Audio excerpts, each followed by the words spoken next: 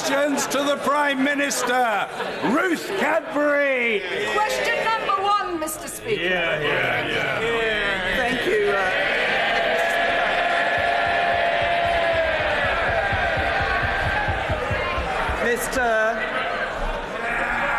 Mr. Speaker, this morning I had meetings with ministerial colleagues and others. Following my duties in this House this afternoon, I shall have an audience of Her Majesty the Queen. I shall then continue with my duties in this House from the backbenches, where I will continue to be the Member of Parliament for Maidenhead. Ruth Cadbury. Thank you, Mr. Speaker. I profoundly disagree with many of the decisions the Prime Minister has made and many of the things she says. But I recognise that she does have a respect for public service and for the future of our country. So how does she feel about handing over to a man who, among many things, is happy to demonise Muslims, is prepared to chuck our loyal public servants and diplomats under a bus, and promises to sell our country out to Donald Trump and his friends? I am pleased to hand over to an incoming leader of the Conservative Party and Prime Minister, who I worked with when he was in my cabinet, who...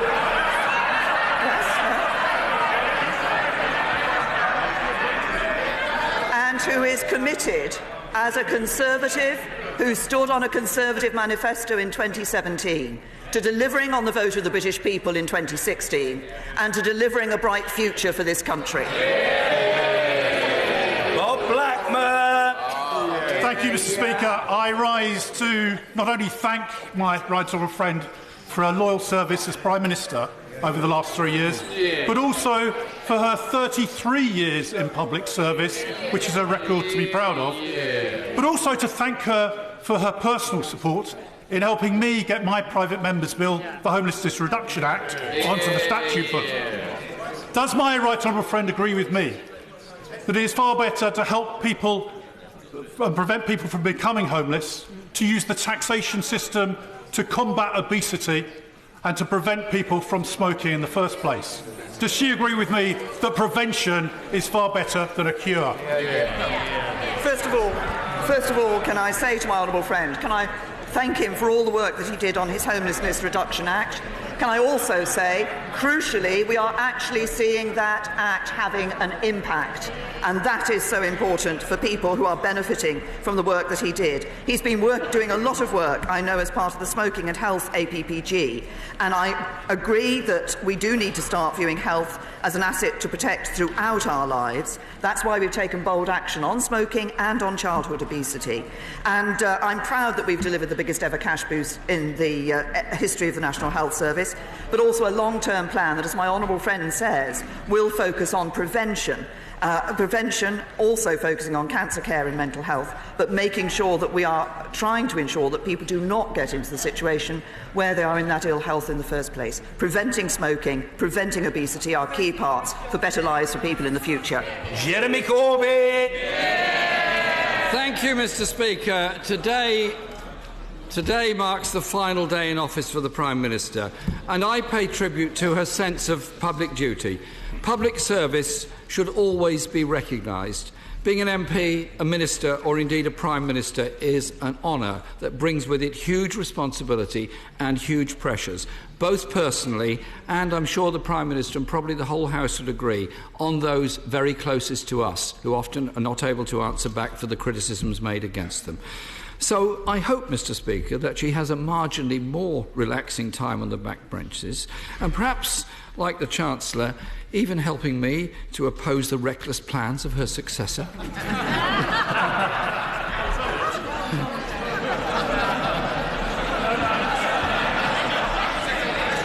Mr. Speaker, if I may continue,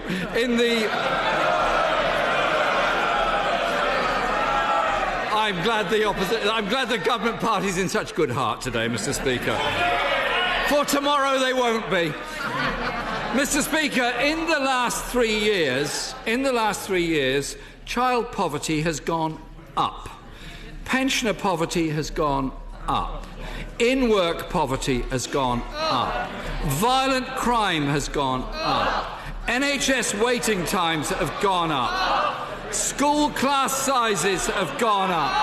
Homelessness has gone up. Food bank use has gone up. Does the Prime Minister have any regrets about any of those things I've just said? Can I say to the right honourable gentleman, it's very good to see the Conservative Party in good heart, which is more than I can say for the Labour Party. But let me just tell the right honourable gentleman, let me just say something to the right honourable gentleman about my record over the last 3 years and how I measure my record over the last 3 years. It's in the opportunity for every child who is now in a better school. Yeah. It's in the comfort for every person who now has a job for the first time in their life. It's in the hope of every disadvantaged young person now able to go to university. And it's in the joy of every couple who can now move into their own home. Because at its heart, politics isn't about exchanges across these dispatch boxes, nor about eloquent speeches or media headlines. Politics is about the difference we make every day to the lives of people up and down this country. They are our reason for being here, and we should never forget it. Mr. Speaker, politics is about real life. Politics is about what people suffer in their ordinary lives. And I didn't mention that per pupil school funding has gone down. Police numbers are down. GP numbers are falling. In the 2017 Conservative manifesto, the Prime Minister promised that no school would have its budget cut, and that they would protect TV licences for the over 75s and halve rough sleeping. Which of these pledges is the Prime Minister most sorry has not been achieved? Can I just point out to the right honourable gentleman, I'm pleased to hear that he spent some time reading the Conservative Party manifesto in 2017. Had he read it properly, he's not been known always for reading the documents that he stands up and talks about.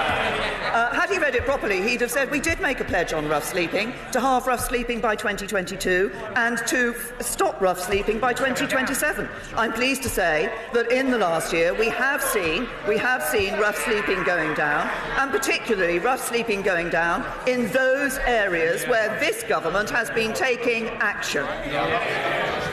Jeremy Corbyn. I don't quite know where the Prime Minister gets her figures from on rough sleeping. All I know is that I travel around this country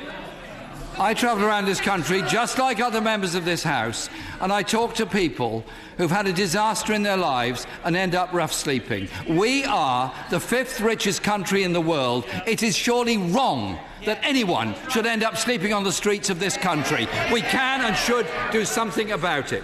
Mr. Speaker, I've often disagreed with the Prime Minister and have many criticisms of her policies. However, I welcomed the reduction in the stake on fixed odds betting terminals, the adoption of the Children's Funeral Fund and scrapping employment tribunal fees. Which of these policies is the Prime Minister most proud of? What can I say to the right honourable gentleman? I'm proud of all the policies that we have introduced that have been improving people's lives. I'm proud of the fact that through the balanced management of the economy that we have done, we now see more people in work in this country than ever before. I'm proud of the fact there are more children in good and outstanding schools. I'm proud of the fact that the attainment gap between the disadvantaged and the advantaged has been narrowed under this government. And I'm proud of the fact that we are putting the biggest cash boost in its history into our National Health Service. We are ensuring that the National Health Service, the most beloved institution in this country, will be there for people into the future. This is a Conservative government, my government, delivering on the things that matter to people in their day-to-day lives. Mr. Speaker, the Prime Minister may have noticed that none of those things that I mentioned were actually in the Conservative Party manifesto in 2017, but every one of them was a Labour pledge in 2017. On Brexit, the Prime Minister's own red lines ruled out any sensible compromise deal. Only after she had missed her own deadline to leave did the Prime Minister even begin to shift her position.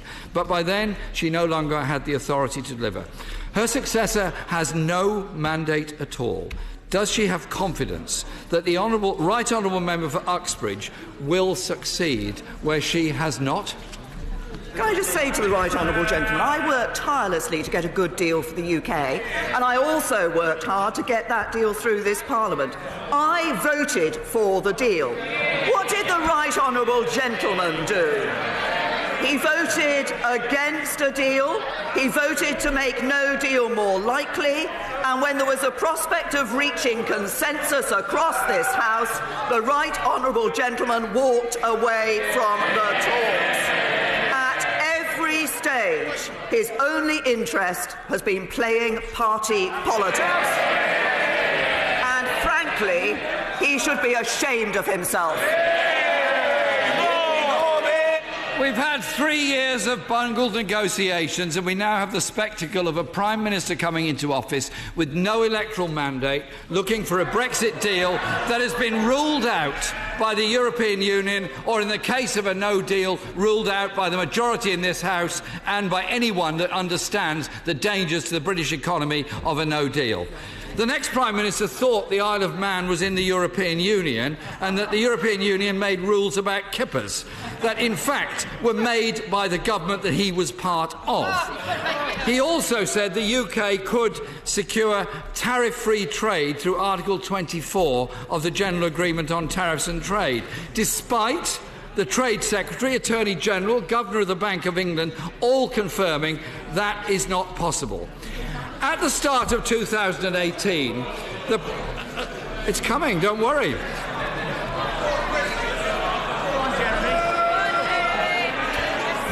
At the start of 2018, Mr. Speaker, the Prime Minister herself set up a new unit to counter fake news, charged with combating disinformation. How successful does she think that's been? I have to say to the right honourable gentleman that I fear that our success hasn't been what we wanted it to be, from the amount of fake news and fake information he uses at that dispatch box. Well, maybe, Mr. Speaker, she can have a word with her successor on the way out. But let me conclude by welcoming some for today. Mr. Speaker, let me conclude by welcoming some of the Prime Minister's notable U-turns over the last couple of years. The cruel dementia tax was scrapped. Plans to bring back grammar schools were ditched. The threat to the pensions triple lock was abandoned. Withdrawal of the winter fuel payments was dumped. The pledge to bring back fox hunting was dropped. And they binned their plan to end universal free school meals for 5 to 7-year-olds. The Prime Minister has dumped her own manifesto. Given that her successor has no mandate from the people, no mandate in which to move into office, doesn't she agree the best thing the Right Honourable Member for Uxbridge could do later on today, when he takes office, is to call a general election and let the people decide their future?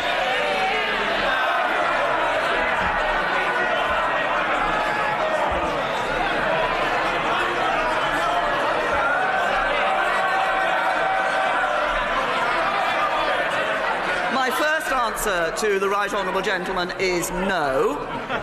And if he wants to talk about people ducking manifesto commitments and commitments made during a general election campaign, can we remember what the Labour Party, the right honourable gentleman, said about student debt? Going to abolish student debt?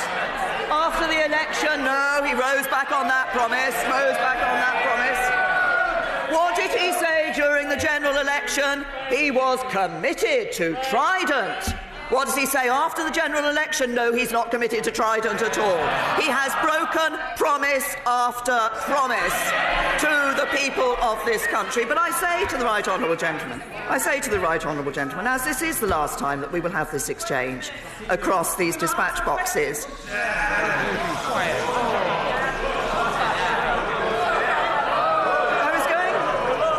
I was going to say that it is the strength of our British democracy that the Prime Minister and the Leader of the Opposition have these exchanges across their dispatch boxes every week at two swords' length. No quarter is sought and none is given. And that's as it should be in our adversarial parliamentary democracy. But he and I are very different people and with very different politicians. I think we approach the issues we face in this country in different ways. I have spent all but one of my years in this House on the front bench trying to implement the policies I believe in. He has spent most of his time on the back benches campaigning for what he believes in, often against his own party. But what I think we both have in common is a commitment to our constituencies. I saw that after the terrorist attack in Finsbury Park Mosque in his constituency. But perhaps I could just finish my exchange with him by saying this. As a party leader who has accepted when her time was up, perhaps the time is now for him to do the same.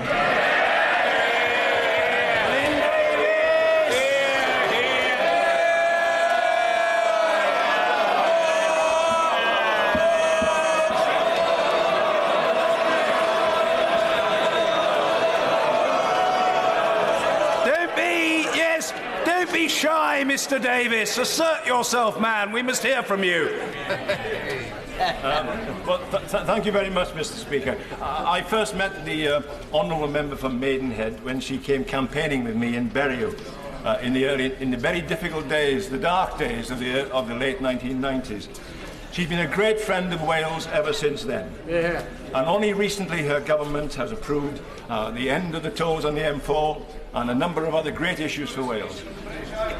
Can I ask the honourable member, the Prime Minister, the right honourable member, the Prime Minister, to encourage her successor to bring forward a bill to extend the general election franchise to all British citizens living overseas, where there's a wide diaspora of Welsh. Well, can I thank my honourable friend for his remarks? Can I thank him also for highlighting the work that the government has done in Wales? I would add to that there are over 95,000 people in Wales who had a pay rise this year as a result of the national living wage, and we've seen employment in Wales rise by 167,000 since 2010. So we have indeed seen Conservatives delivering for Wales. I know the concern there is about the franchise issues for overseas voters, and I'm sure that is something that my successor will wish to look at. But can I also say to my honourable friend that I discovered a new part of his past recently, which is that I believe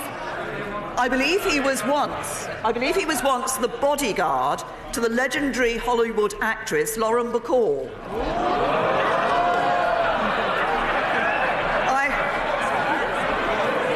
I have to say, Mr. Speaker, I think his red face tells us all.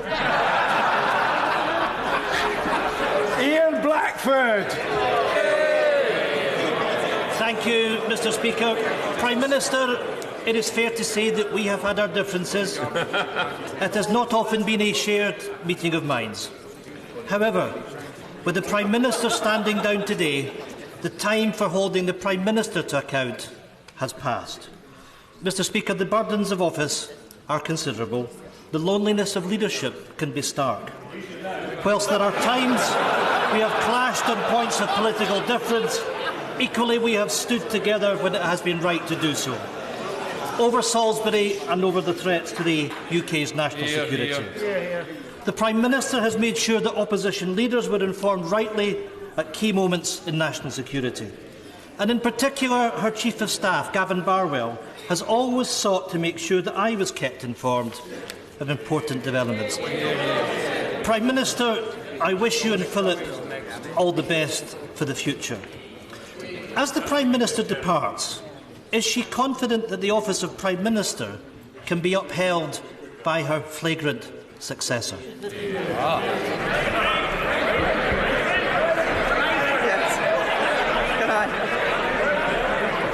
Can I first of all thank the right honourable gentleman for his remarks.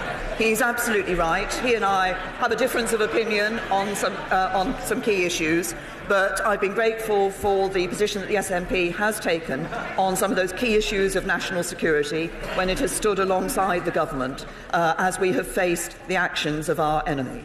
Can I also say to the right honourable gentleman that I understand the point that he has made about keeping opposition leaders in touch with things that have taken place.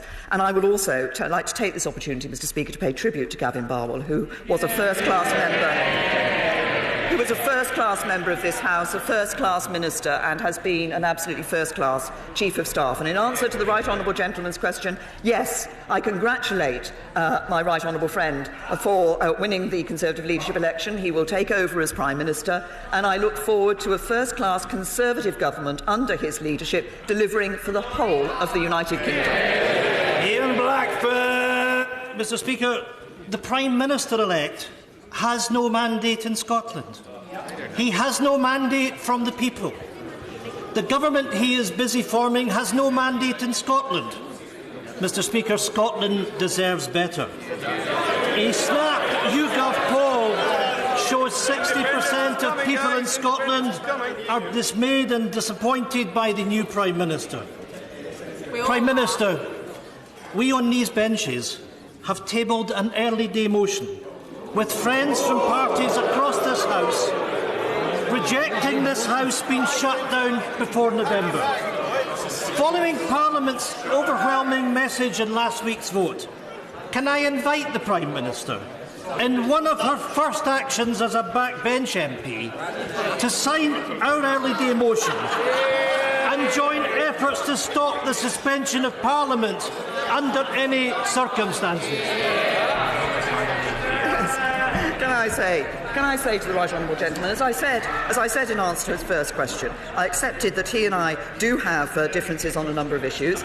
I think we both have a passion for delivering for the people of Scotland. I want to do that with Scotland as part of the United Kingdom. He wants to take Scotland out of the United Kingdom.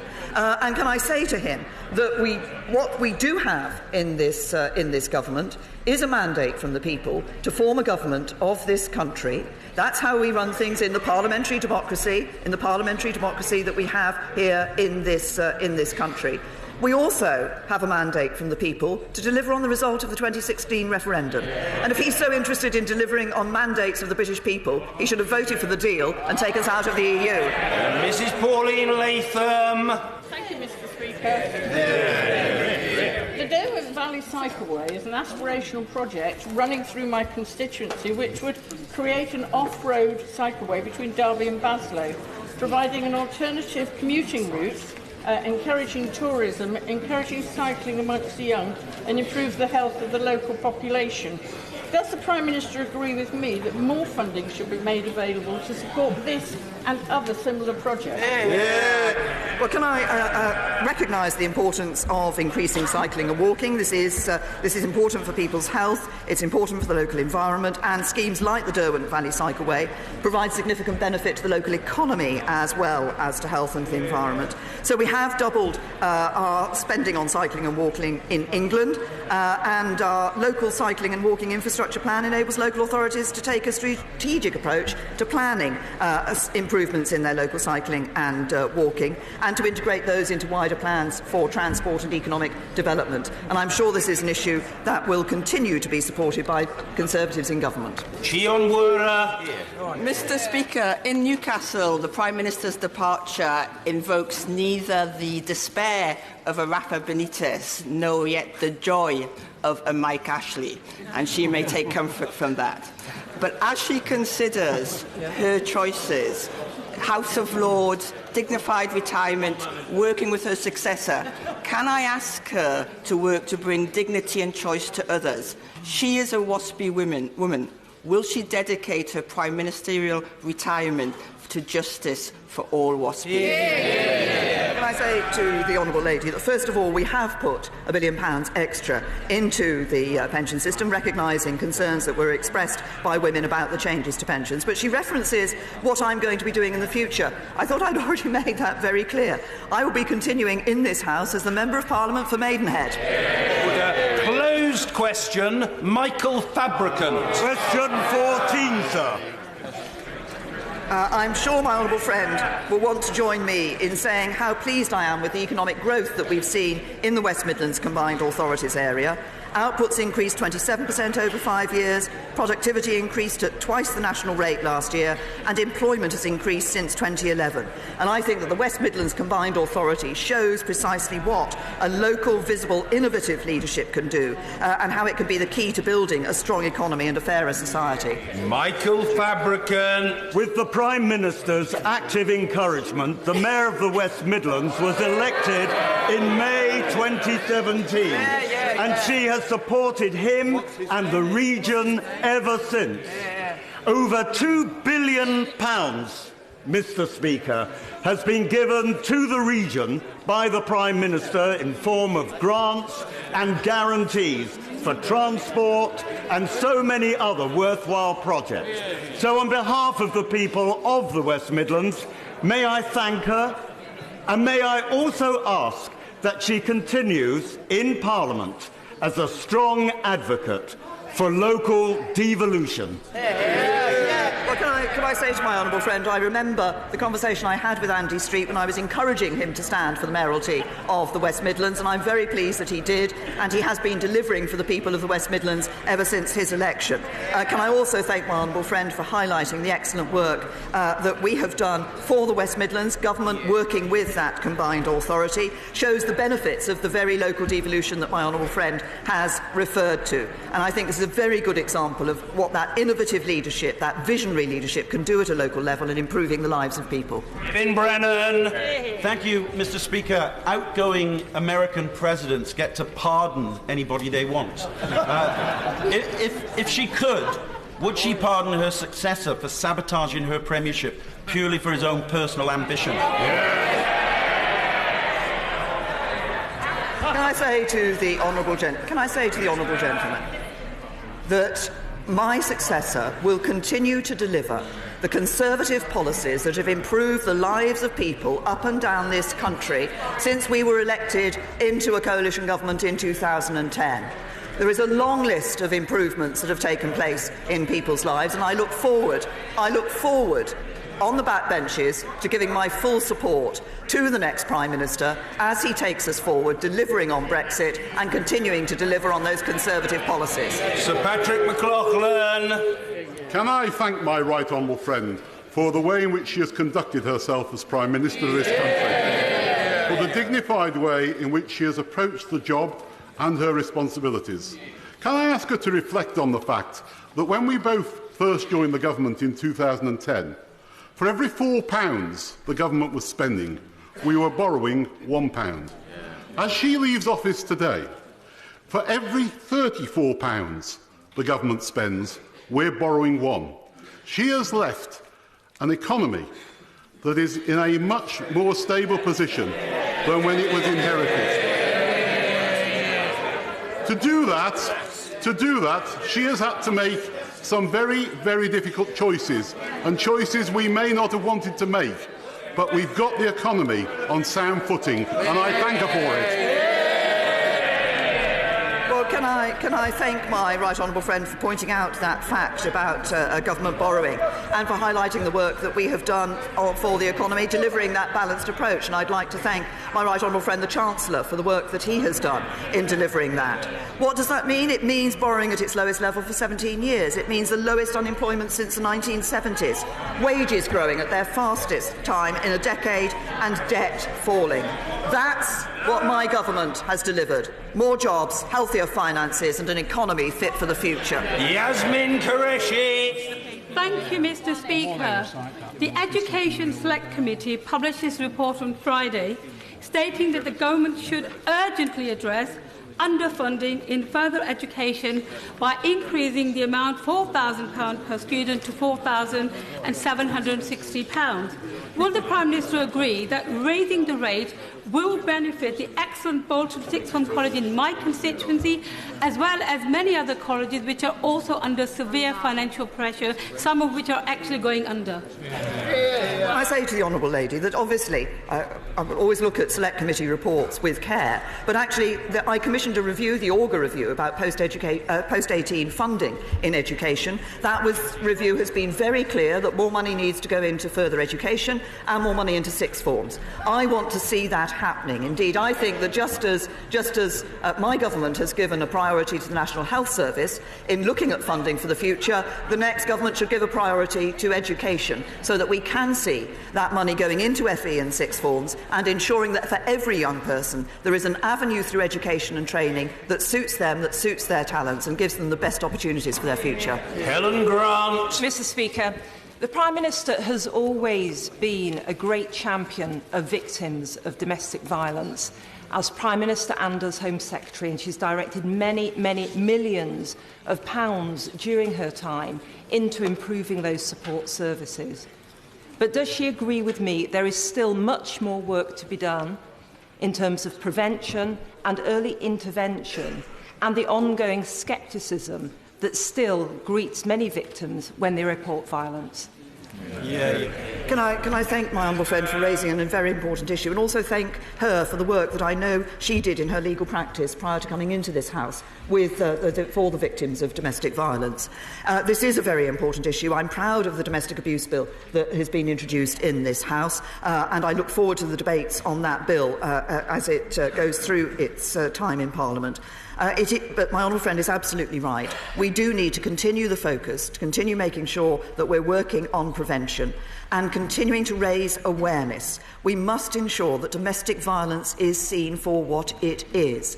These are criminal acts that are being perpetrated, and they should not be brushed under the carpet. People should not just say, oh, it's something that happens behind closed doors or just a domestic. We need to take domestic violence very seriously. We need to ensure that we take the appropriate action for in relation to the perpetrators, but also that victims are given support and that they feel confident and able to come forward at the earliest opportunity to report what has happened to them.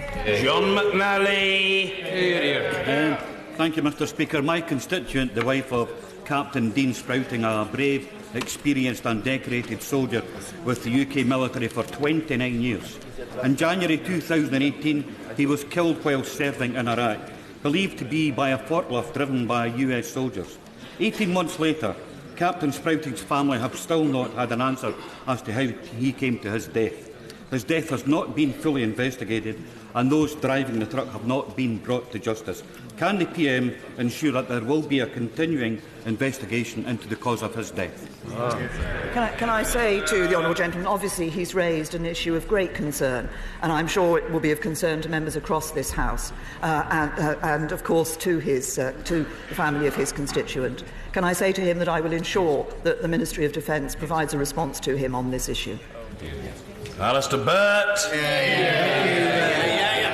Thank you, Mr. Speaker. Could I thank my right honourable friend for her work in supporting and overseeing the global health programme that the United Kingdom delivers overseas, particularly vaccination and most notably polio eradication vaccination, for which she has herself been internationally recognised and which has saved and safeguarded millions of children's lives across the world. Does she agree with me that the need to combat misinformation about vaccination is perhaps now as important as it ever has been? And would she, in her memo to her successor, just note the importance of this programme and also the continuing need for a self-standing Department for International Development? Can I thank my right honourable friend for his reference to the work on polio enables me to congratulate and commend the work that's been done by my constituent Judith Diamond with Rotary International in their work against polio. Can I also say to him it is important that we do combat the disinformation about vaccinations and ensure that people are willing to have those vaccinations which will change their lives, which will ensure that they can lead healthy lives rather than succumbing to to diseases and conditions that can have an impact on their lives. Can I also say to him, I'm proud of the fact that we have a Department for International Development. I'm proud of the fact that we've legislated for 0.7% of GNI to be spent on development aid overseas. That is an important element of global Britain, an important element of our standing in the world. Tom Brake. Thank you, Mr. Speaker. Last Friday, I had the honour of witnessing the presentation of the Légion d'honneur to Helen Aldwinkle, who is a constituent, for the work that she did at Bletchley Park as a codebreaker in World War II. She played a critical role in defeating the most disgusting fascist ideology. So will the Prime Minister, on her last day at the dispatch box, join me in saying that all politicians should remember the common goals which united people like Hélène, and they must never resort to, nor fail to call out nationalistic rhetoric which paints others as enemies, victimises minorities or espouses racism, and if they do, they are neither fit to be a president nor a prime minister. Can I say to the right honourable gentleman that, as I have said on a number of occasions in the past, it behoves all of us as politicians, indeed all in public life, to be careful about the language we use and to ensure that we give a very clear message that there is no place in our society for racism or for hate crime, and we should all act to ensure that we deliver on those sentiments. Can I also say to him to thank Hélène for her work at Bletchley Park and all those who worked at Bletchley Park. Unsung for some considerable time, they played an absolutely crucial part in our ability to defeat fascism in the Second World War, and we should be very proud of the work that they did, and I'm grateful for the opportunity he's given for this House to celebrate it. Heath Simpson. Can I begin, Mr. Speaker, by commending the Prime Minister in her term of office for her stamina and her courage, whatever our views on Brexit and other issues, and the support that she received from her husband Philip. For many of us, our husbands, wives, partners are the unsung heroes.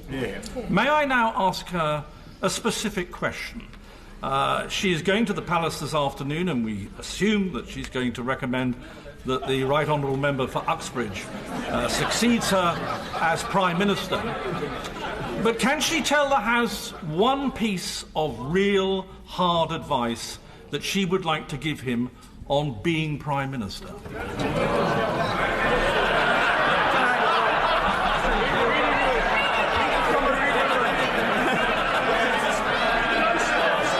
Mr. Speaker, can I say a number of my right honourable friends from a secretary position are suggesting that advice should be to read my honourable friend's summer reading list. Can I also say to him that he's given me an opportunity for doing something which I suspect many on my side may not thank me for, but I'm taking a lead from you, Mr. Speaker, in saying that I'm very pleased to be able to see my husband in the gallery today. Vernon Coker.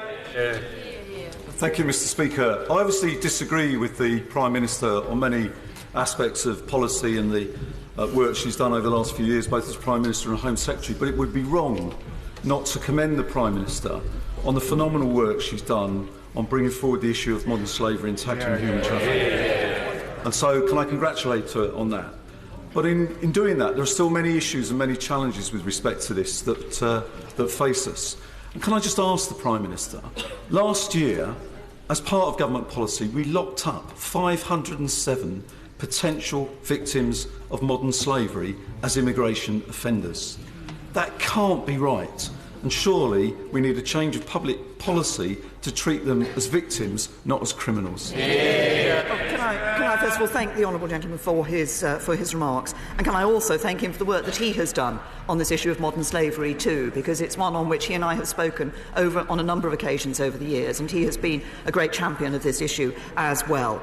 As he will know, in the Modern Slavery Act that we passed in 2015, we did take action in relation to those individuals who could find themselves at the receiving end of criminal charges as a result, but effectively because they had been forced to act in that way because of modern slavery, and that was dealt with in that issue. We have been looking at how we deal with victims at the referral mechanism, and it is important. We've had an independent review of the Modern Slavery Act that has proposed and made a number of recommendations for improving the way in which victims are treated, and we will be taking most of those recommendations on board.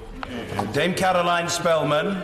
Speaker, and further to the honourable gentleman's mention of modern-day slavery, I think it's right to record that my right honourable friend has long and distinguished service in this House, both in government and in opposition, but her commitment to public service has been outstanding. Her vision and determination to bring forward legislation against modern-day slavery led the world. So I hope that my right honourable friend will continue her fight against slavery with us from the backbenches so that we stamp out this evil scourge together. Can I say to my right honourable friend, I look forward to joining her on the backbenches and continuing to campaign on this issue, and I also would pay tribute to her for the work that she has done on this issue. She's right, it is an absolute scourge. We must continue to fight it, and we must continue to raise awareness of it, because there are too many people today in this country, not trafficked into this country, but British citizens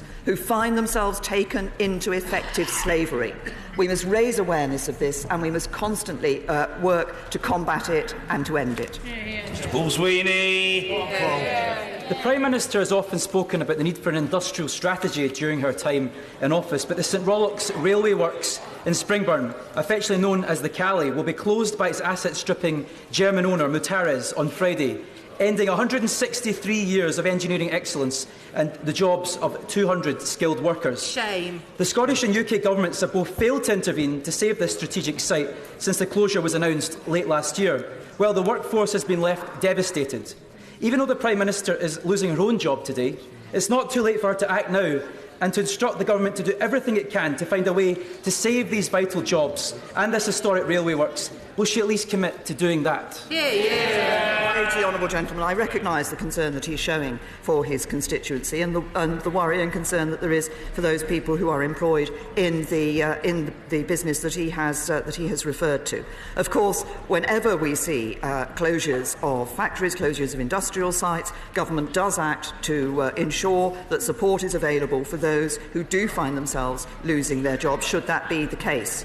But can I also say to the honourable gentleman, he says that I said that I talked of having a modern industrial strategy. We have a modern industrial strategy. It is a modern industrial strategy which is setting the background and the framework which will enable the economy of the United Kingdom to be the economy for the 21st century.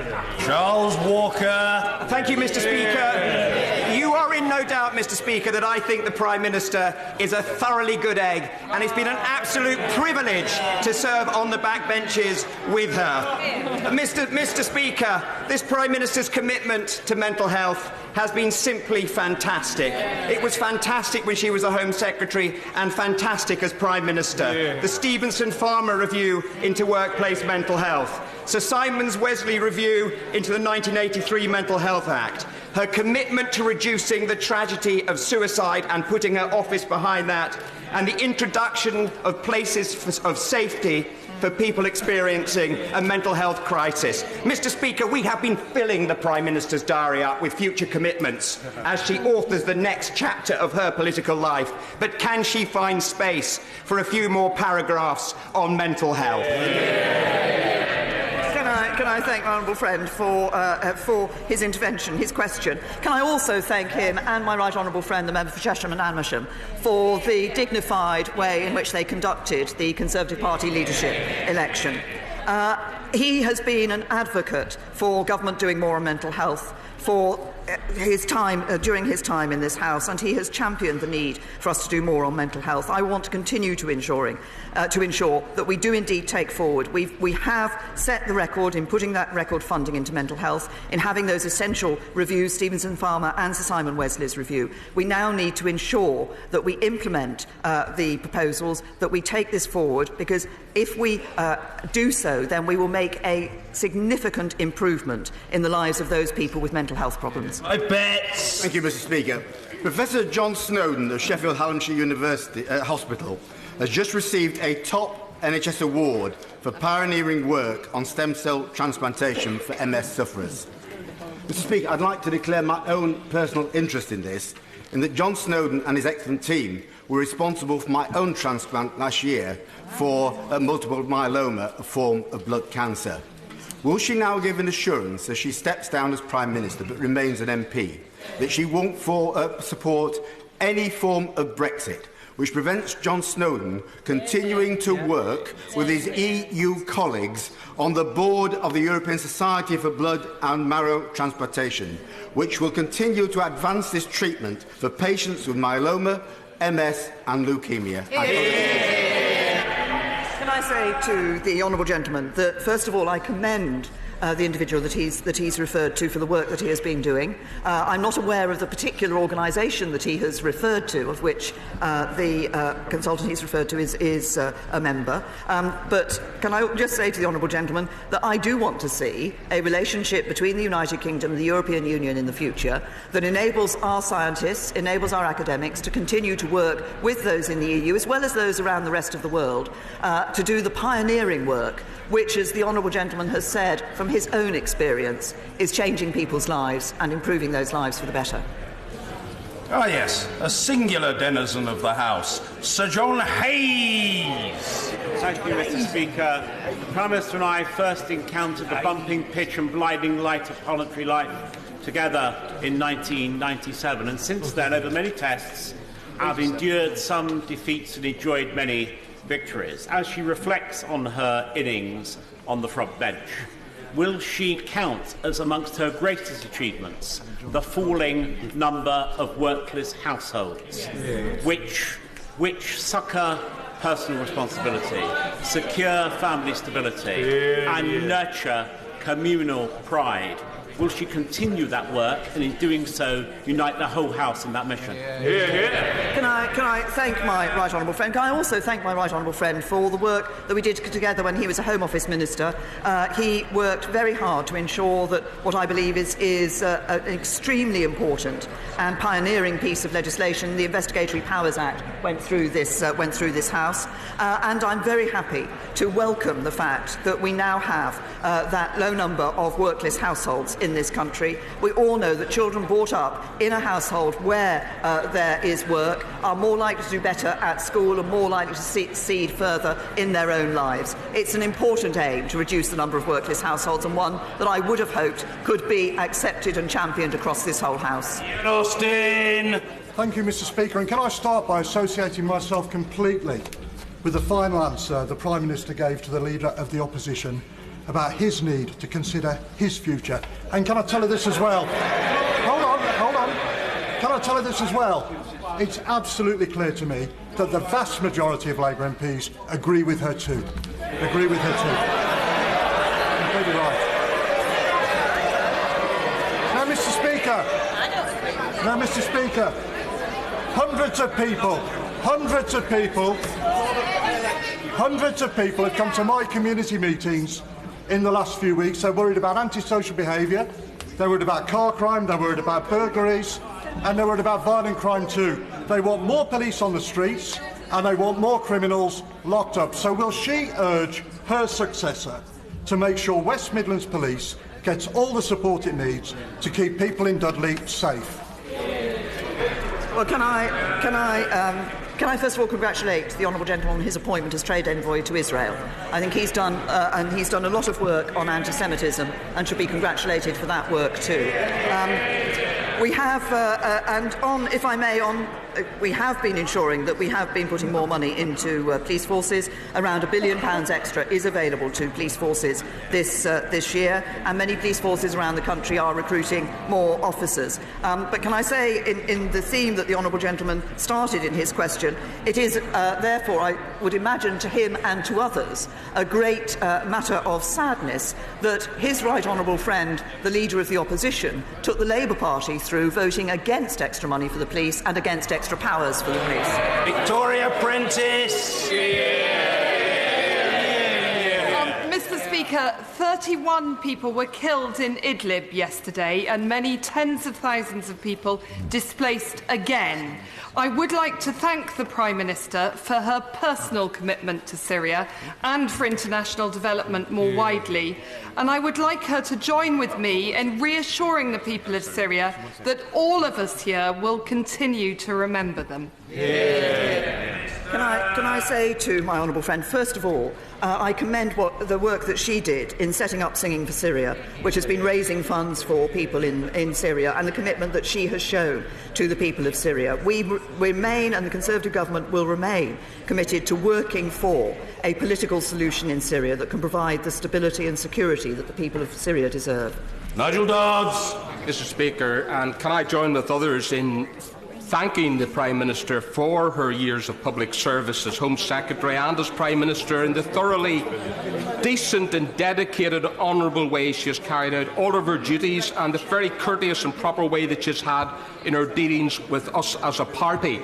And working together, we have ensured that there actually is a Conservative and Unionist government of the United Kingdom, which will please many in this House, and I'll also please Labour members by saying that we have ensured that there's no early general election. Now that the Prime Minister has more time on her hands with her dear husband Philip, I urge her to come to Northern Ireland and avail of the many walking opportunities there. She will have seen the wonderful Open Championship this weekend in Royal Portrush.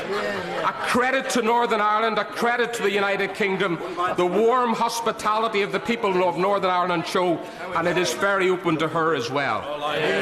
Can I thank the Right Honourable Gentleman and thank him for the discussions that we have had and the support that he has continued to give to the Conservative and Unionist Party so that there is a Conservative and Unionist government in this country. Can I thank him for the warm welcome that he has given for me and Philip to Northern Ireland. I've enjoyed my visits to Northern Ireland, but I'd like to congratulate all those in Northern Ireland involved in putting on the Open Championship at Portrush, with the slight issue of the weather, I think, which may have favoured those who came close to the top of the championship, but it was an excellent championship put on, and I think many people will have seen the delights and benefits of Northern Ireland when they attended that event. Jacob Rees-Mogg. Thank you, Mr. Speaker. As somebody who has not invariably seen eye to eye with the Prime Minister, may I thank her for her remarkable public service and for showing that highest of virtues, a sense of duty, and on top of that, being willing to deal with people who must on occasions have been annoying to her with enormous courtesy. Mr. Speaker, on behalf of many people, may I thank the Prime Minister. Thank you. Can I thank... The honourable gentleman's voice carries, I was able to hear his question, but I'm at least as interested to hear the answer. The Prime Minister. Mr. Speaker, can I thank my honourable friend for his remarks, and can I say to him that the point of this place is about debate and argument and discussion about the issues that we all believe and that matter to us all so passionately. And those debates and discussions are best held when they are held with respect and courtesy. And I thank my honourable friend for the courtesy that he has shown to me in our discussions together. And I look forward to probably continuing some of those discussions when I join him on the back benches. Jay Swinson. Thank you, Mr. Speaker. When I think of girls growing up in Eastern Bartonshire, it is inspiring for them to see women in positions of power, whether that's as First Minister of Scotland or as Prime Minister of our United Kingdom. Can I ask the Prime Minister what advice she has for women across the country on how to deal with those men who think they could do a better job but are not prepared to do the actual work? Prime Minister! My advice...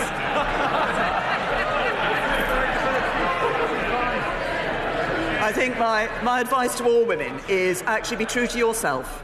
Persevere, keep going, and be true to the vision that you are working for. But can I congratulate the Right Honourable Lady on her election as leader of her party? I'm pleased also that we have a member representing a Scottish constituency who is a leader of a United Kingdom party. And I think it goes to show we are one united kingdom, and MPs from the 4 nations of our union sit in this House on the basis of equality. Can I also say to the Honourable Lady that I congratulate her on becoming the first woman, I believe, to lead the Liberal Party. And as I stand down, I'm pleased to be able to hand the baton on to another female leader of a political party. But as you look around the chamber, I have to say we almost have a full set. She's referred, and my party's had 2 women leaders. The Liberal Party now has a woman leader. The SNP has a woman leader, as do the DUP. Plaid and the Greens have. Even, wait for it.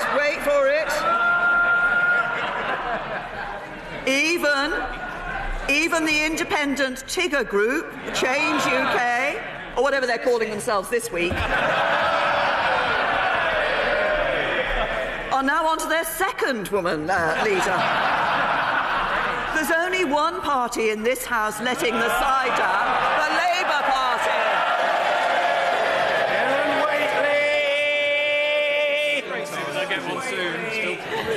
Thank you, Mr. Speaker.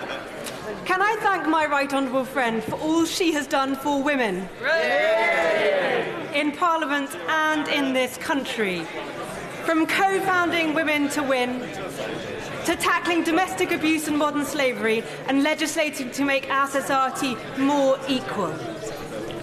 Will she urge her successor to build on her work and make Britain the best place in the world to be a woman? Prime Minister. I'm very happy to urge that commitment for the future, but I thank my honourable friend for raising this particular issue, and I'm very pleased that under my government we've seen the gender pay gap at a record low, we've seen female employment at a record high, and a record percentage of women on executive boards.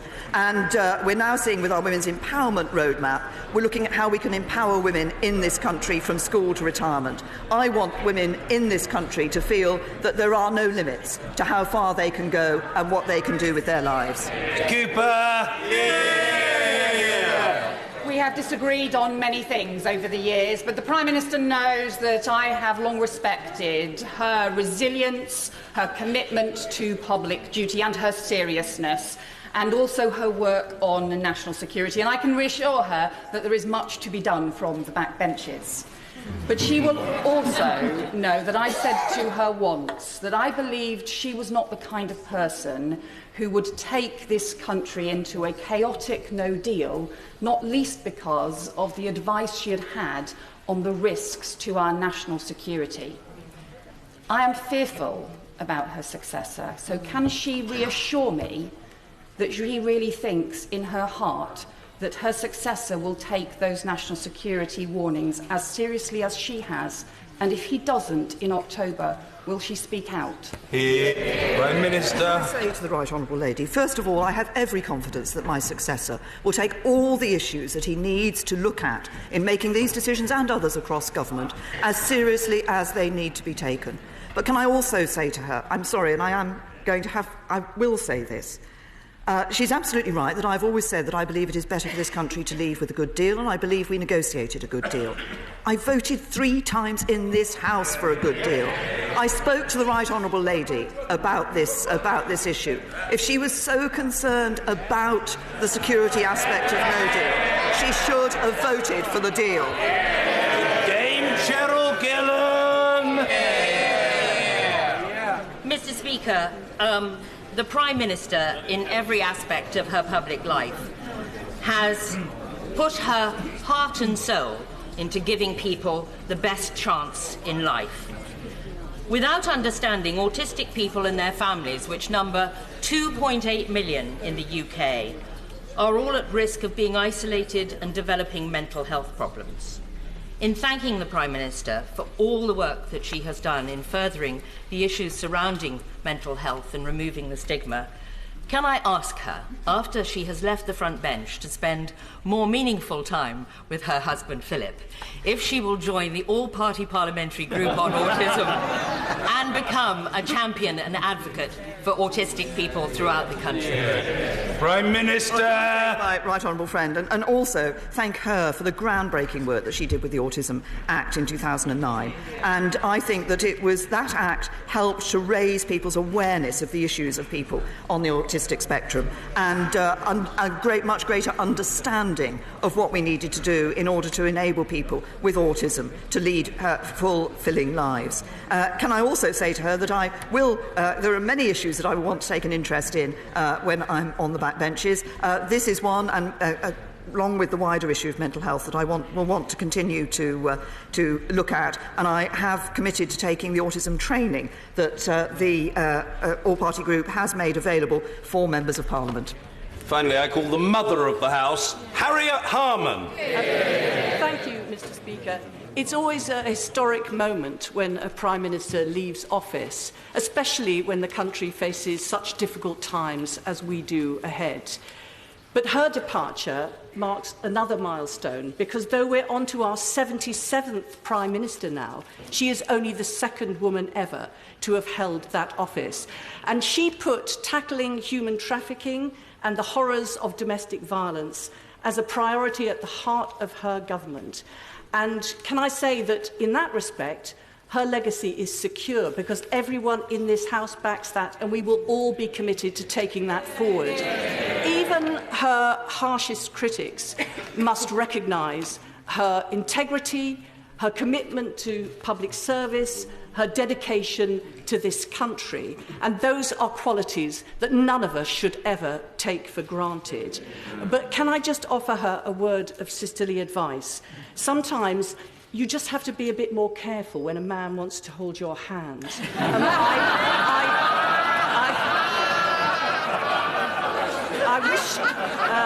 I thank her for her service as our Prime Minister, and I sincerely wish her all the very best for the future. Prime Minister! Well, can I thank the Right Honourable Lady for her question? And of course, the Right Honourable Lady joined this House in 1982 when there was a female Prime Minister, but very few women in this House. And she has played a very important role, and she can be proud of the role that she played in ensuring that more women came into this House as Labour members of Parliament. And she started something which has started to change the face of this House, which has been very important.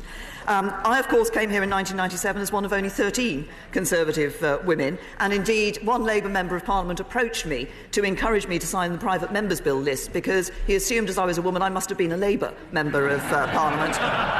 But I'm also proud to have played my part in getting more women MPs in this House, and I'm sure that amongst the women in this House today there is a future Prime Minister, maybe more than one. Later today, as I said earlier, I will return to the backbenches, and it will be my first time in 21 years, so it's going to be quite a change from standing here at the dispatch box. I'm told that over the last 3 years I've answered over 4,500 questions over 140 hours in this House. More than I might have expected, Mr. Speaker. In future, I look forward to asking the questions. But we are, as the Right Honourable Lady has said, living through extraordinary political times. This House of Commons is rightly at the centre of those events. And that's because of the vital link between every single member of this House and the communities, the commons that we represent. That's the bedrock of our parliamentary democracy and of our liberty. And each one of us, wherever we sit, whatever we stand for, can take pride in that. And that duty to serve my constituents will remain my greatest motivation. Yeah.